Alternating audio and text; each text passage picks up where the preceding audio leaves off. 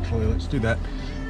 I don't know what Johnny Kemp is talking about. But anyway, I don't desire to be a raggedy friend to anyone. So when I think about my best friends, I think about folks that are reliable and consistent, that uplift me, encourage me, motivate me, and hold me to a standard, that aren't necessarily out here letting me or allowing me to be raggedy.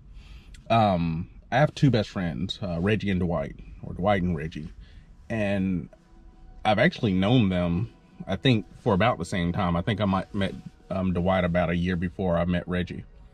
And Dwight and I are from the same hometown. We went to undergrad together, even though he was a year ahead of me. And we met because of Residence Hall Association at University of North Carolina at Greensboro.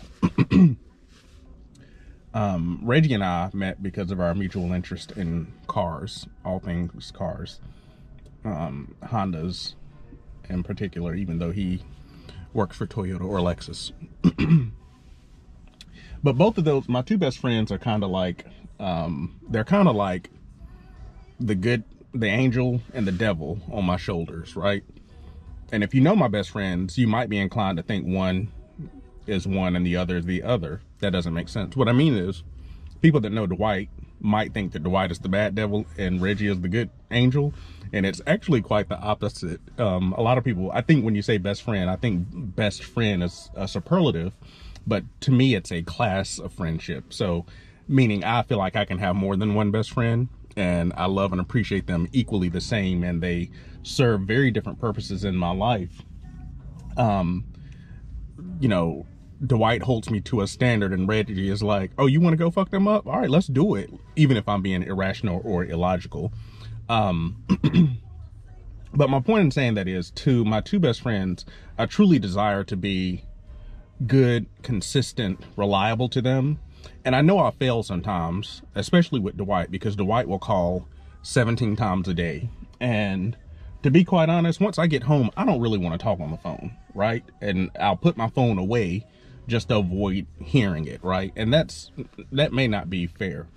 And then I also try to make sure that with Reggie, I'm providing him the same space to talk through challenges, vent, cuss, fuss, that he does for me. I said all that to say that I just try to make sure that I am treating my best friends like people, and that I'm being fair to them, offering them the same type of friendship. My desire is to offer friendship that is greater than that friendship that they offer me, and I don't think I can match that.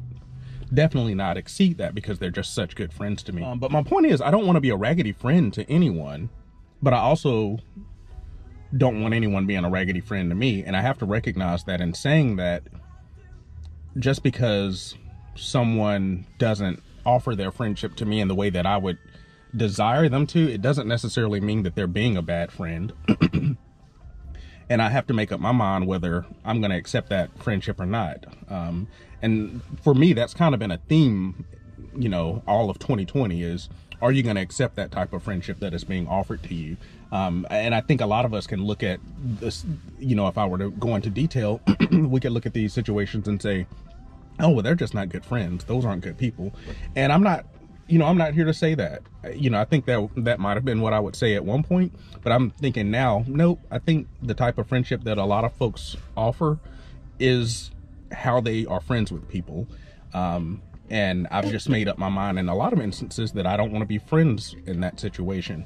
But that's not the point of this. The point of this is, I don't want people dictating how I'm friends to them.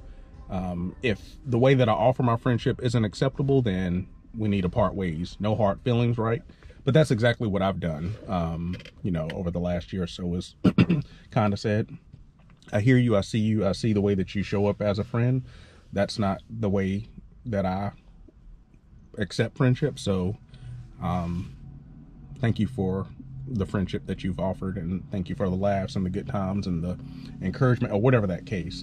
I pay my bills, my telephone bills. I respond to calls or messages as I see fit.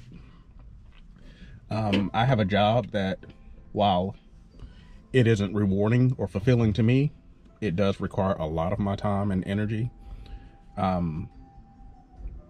So I may not be 100% responsive to messages or calls or texts.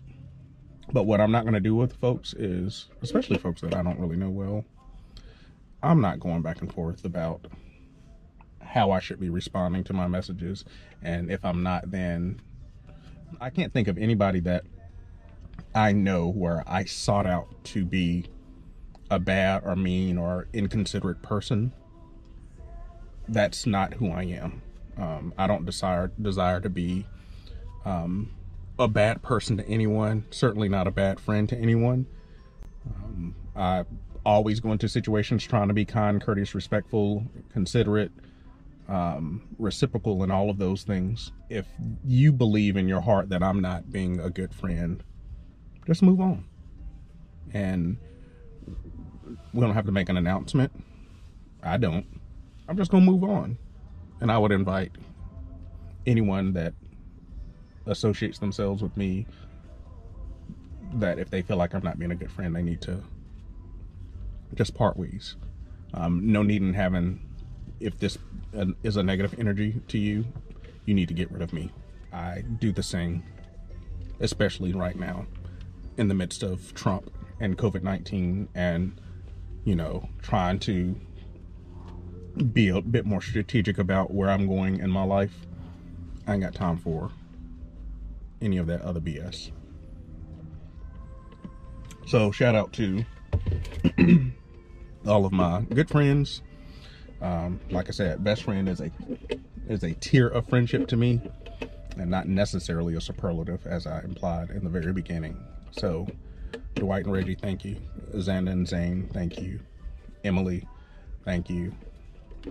And certainly Daniel, thank you.